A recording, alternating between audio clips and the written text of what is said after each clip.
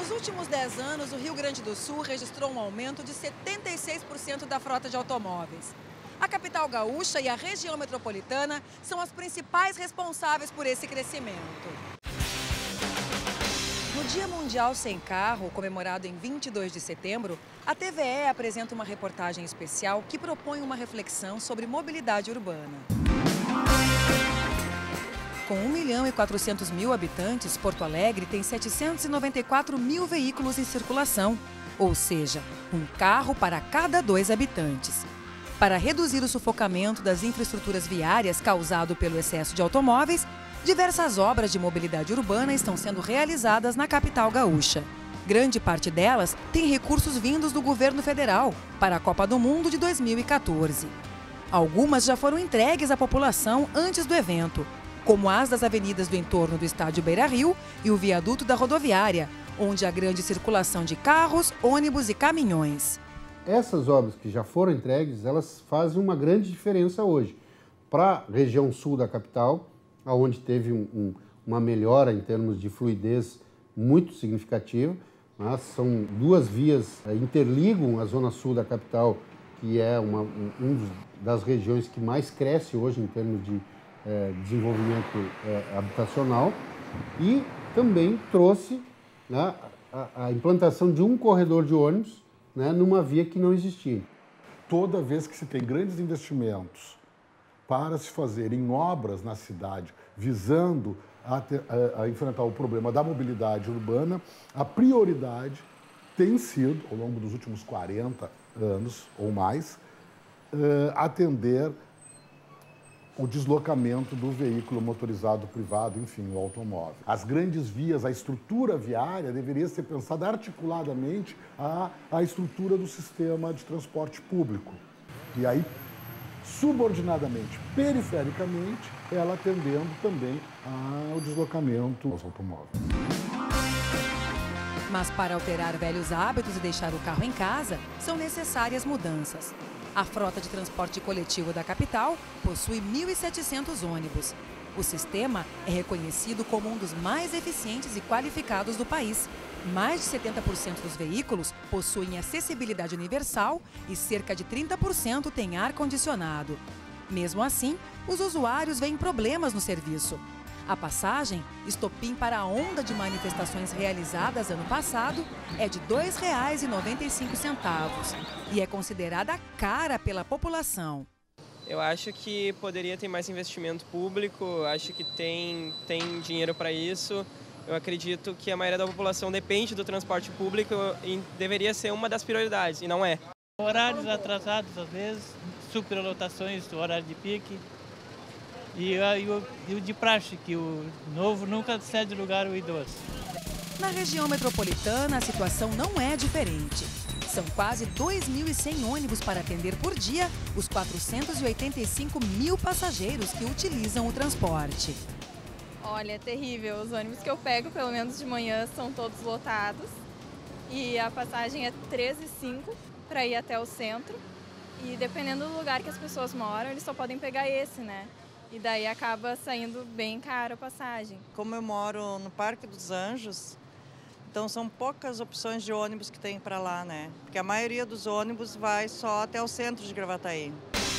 Os ônibus coletivos de Porto Alegre transportam aproximadamente 1 milhão de passageiros por dia.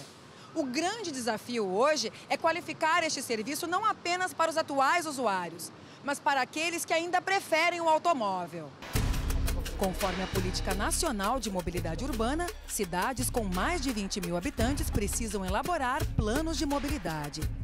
Mas, segundo a União de Associações de Moradores de Porto Alegre, a sociedade tem que participar mais para decidir as prioridades. As 3 principais questões do plano de mobilidade de Porto Alegre devem ser a licitação do transporte coletivo, o valor da tarifa e a participação popular e o controle social da sociedade em relação à nossa política de mobilidade. Entre as soluções defendidas por especialistas para qualificar a mobilidade urbana está a integração de modais do transporte. dar condições para que as pessoas se desloquem pela cidade usando calçadas, ciclofaixas, bicicletários e corredores exclusivos para o transporte coletivo. Um projeto do governo gaúcho envolvendo 90 quilômetros do eixo metropolitano adotará essa medida. São faixas exclusivas de transporte que integram as cidades metropolitanas. Estamos trabalhando com um projeto que liga o centro de Guaíba ao centro de Porto Alegre, passando por Eldorado, onde teremos faixas exclusivas de ônibus, teremos calçadas, todas elas feitas nos conceitos de acessibilidade universal e a inserção de ciclovias. A ideia é fazer um plano em conjunto para apresentar uma melhor qualidade de serviço. Assim, o tempo das viagens deve reduzir, atraindo novos usuários. Nos estudos de integração do sistema, verificamos uma irracionalidade em torno de 30% a 40%. Se tu sobrepuseres o sistema metropolitano ao municipal, tu tem uma frota maior do que uma necessidade, tem ônibus cheios e ônibus vazios circulando ao mesmo tempo. Então precisamos racionalizar isso. Tu só racionaliza se tu integra. A política de defesa de mercado das concessionárias tem que acabar. Um sonho antigo dos gaúchos pode se concretizar em 5 anos. A expectativa é que em setembro o anteprojeto do metrô seja concluído. As obras foram avaliadas em 4 bilhões e 800 milhões de reais. Com extensão de cerca de 15 quilômetros, o metrô terá 3 estações e deverá atender 300 mil passageiros por dia. Mesmo sem ter uma conexão ideal entre os diferentes modais, Porto Alegre oferece vários meios de transportes e algumas interligações que facilitam a vida dos usuários. O trem metropolitano, Transurb, atende diretamente as populações de Porto Alegre, Canoas, Nova Santa Rita, Esteio, Sapucaia do Sul, São Leopoldo e Novo Hamburgo. A passagem é de R$ 1,70 e a empresa mantém integração tarifária com mais de 600 linhas de ônibus. Mais de 188 mil pessoas são transportadas por dia. Tem muito pouca segurança, e as políticas de segurança são tudo falha. O tempo de espera é muito grande e muito lotado, então teria que ter mais frotas, etc. Achei muito bom isso, porque nunca tinha visto em outros lugares. Por exemplo, eu que não conheço, eu entro, já sei mais ou menos onde eu vou e chego rápido, fácil. Eu gostei. Com tecnologia totalmente desenvolvida no Rio Grande do Sul e pioneira no Brasil, o aeromóvel, este trem de superfície movido através de propulsão a ar, interliga o Transurb ao Terminal 1 do Aeroporto Internacional Salgado Filho. A linha é gratuita e conta com 2 veículos que percorrem um trajeto de 800 metros em apenas 2 minutos.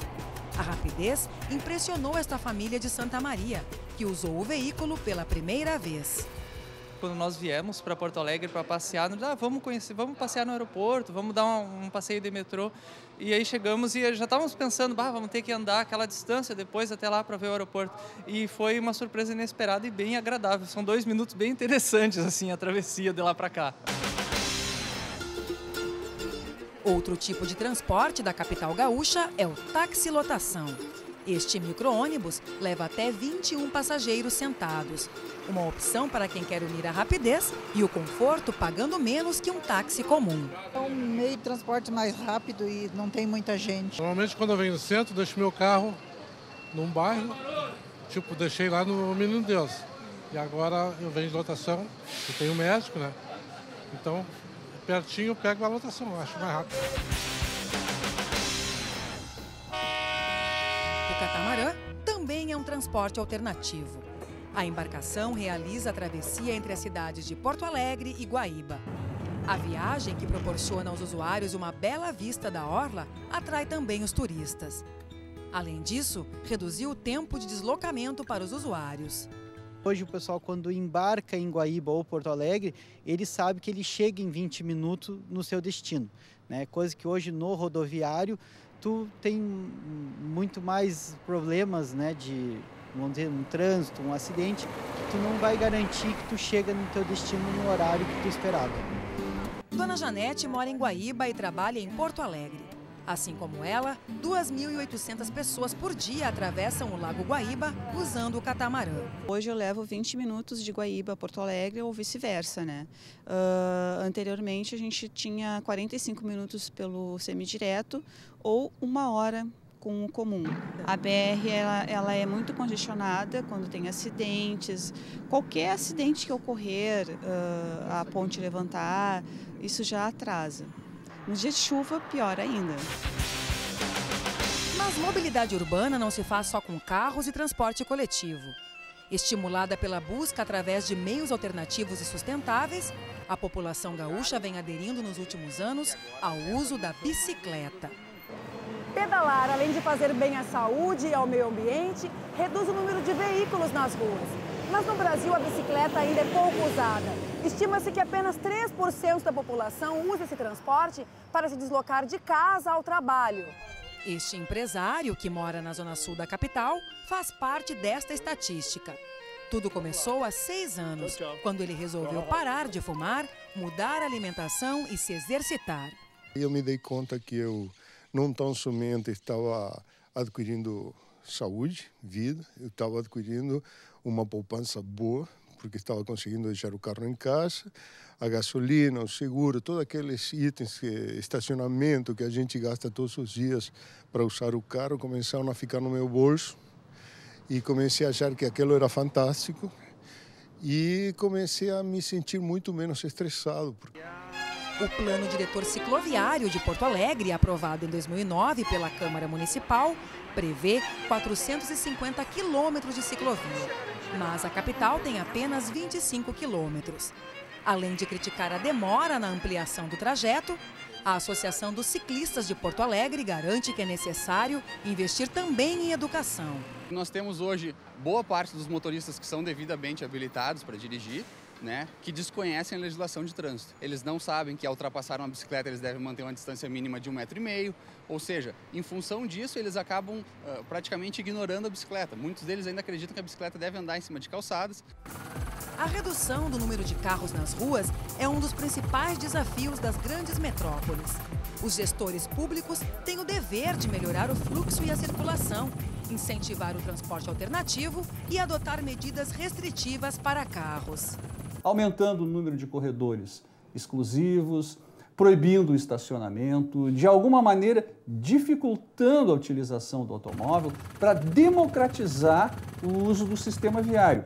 Porque por ônibus e por metrô e por bicicletas e todos os transportes alternativos circulam mais pessoas por metro quadrado ou por quilômetro quadrado do que por automóvel.